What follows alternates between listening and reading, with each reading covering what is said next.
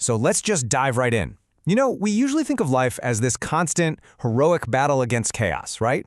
This tiny flame of order trying to survive in a universe that just wants to fall apart. But what if that's not the real story? What if life isn't fighting chaos at all, but has figured out an unbelievably clever way to, well, to use it? And that one idea, right there, is really the heart of everything we're going to talk about.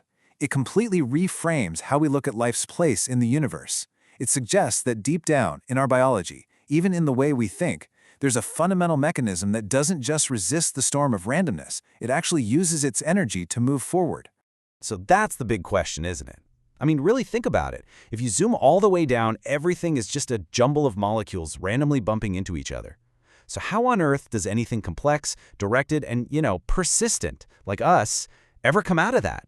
How do you get an arrow pointing forward from a cloud of pure noise? Well, the answer, it turns out, is this really elegant and incredibly powerful concept. It's like a universal machine for creating order and direction from pure randomness. It's a mechanism that nature figured out a long time ago, and it's called a ratchet. Okay, so this is the key. A Brownian ratchet is so clever because it doesn't create its own motion.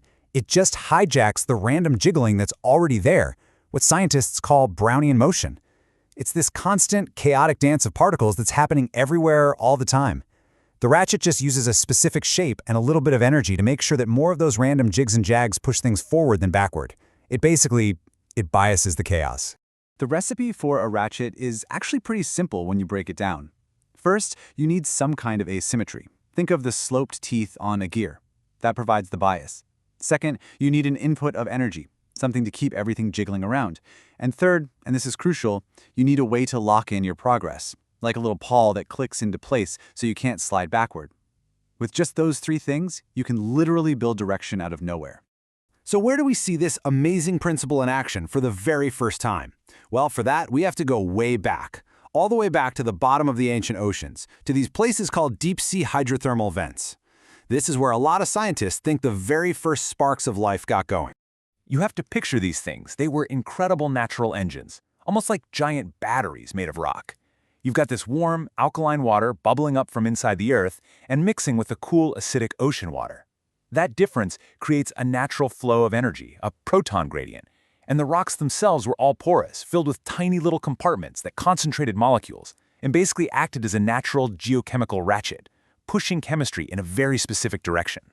And here's why that's a total game changer. See, out in the open ocean, any interesting molecules that might have formed would just drift away and be lost forever. But inside the tiny pores of these vents, this ratchet-like environment meant that complexity could be trapped, it could be retained, and it could be built upon.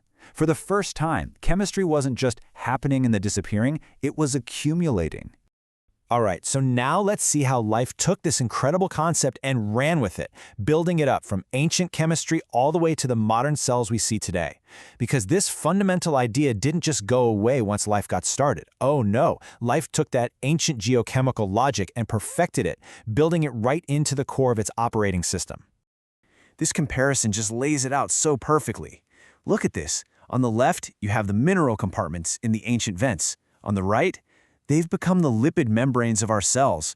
The natural proton gradients from the vents, they've become the gradients that our cells actively pump and maintain.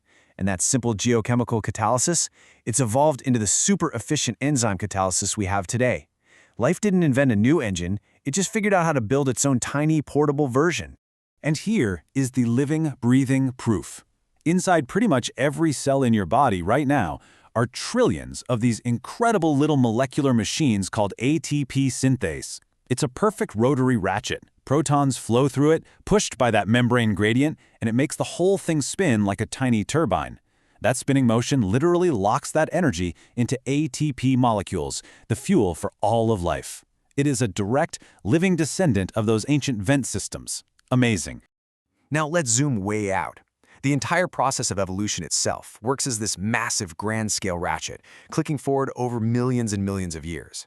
Random mutations? That's the chaotic jiggling, the energy input. Natural selection? That's the asymmetry, the bias that favors traits that help survival. And what's the locking mechanism? Well, that's heredity. That's our DNA, making sure those beneficial gains are preserved and passed on. Okay, so we've gone from geochemistry to genetics, and we've seen the ratchet at work every step of the way. But believe it or not, the story doesn't end there. We're going to take one final incredible leap into the world of thought itself, because our own minds use this very same principle. Think about it. Your brain is constantly getting bombarded with a chaotic storm of sensory information. Sights, sounds, everything. It uses an unbelievably complex neural ratchet to filter all that noise, pull out the meaningful signals, and then bias your actions toward things that are useful. The very act of learning is literally your brain stabilizing and locking in the neural patterns that work. And what's just wild is how we've learned to put this whole process on fast forward. Biological evolution, that's a really, really slow ratchet. But then with language and culture, we created a much faster one. We could pass knowledge down through generations. And now, with technology, that ratchet is accelerating at a rate that is just hard to even comprehend. So after this whole journey, from the bottom of the ocean all the way to our own neural networks, what's the big takeaway? What does it all mean? To see life not as something fighting chaos, but as a master of it. You can really see the whole story as this beautiful ladder of persistence. It all starts with simple energy gradients creating chemistry. Then, ratchets come along and use that energy to stabilize the chemistry. Genetics then stabilizes the information. Evolution uses that information to accumulate adaptations over eons. Then, intelligence figures out how to model reality. And finally, culture allows us to transmit that knowledge, ratcheting progress forward. And this brings us right back to our central idea. It teaches us that this random, chaotic energy of the universe, entropy, it isn't the enemy we have to defeat. It's the fuel. It's the raw material that life, through this incredibly clever mechanism of the ratchet, has learned to guide and to shape into complexity and persistence and, well, meaning. There's this one line from the source material that I just absolutely love. It's so poetic. It's basically saying that with consciousness, with intelligence, we've become the part of the universe that can finally look back and understand the very mechanism that created us in the first place. We're the ratchet that has somehow become self-aware. And so I'll just leave you with this one last question to chew on. Maybe this whole incredible story, our existence, our thoughts, our technology, maybe it isn't about winning some cosmic war against chaos. Maybe it's just about the long, slow, and beautiful discovery of how to surf the entropy wave